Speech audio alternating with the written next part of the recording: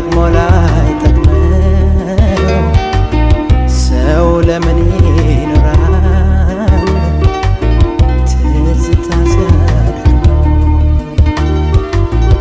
አግኝቶ ላያገኝ ወይ ጠቅሞ ላይጠቅመው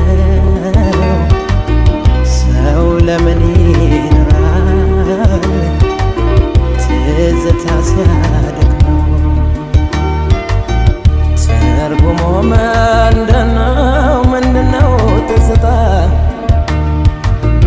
ምንድነው ሰው ማሰብ? ምንድነው ትዝታ?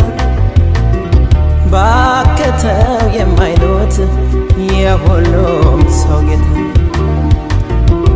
ይኸው ሰው ይኖራል በትዝታ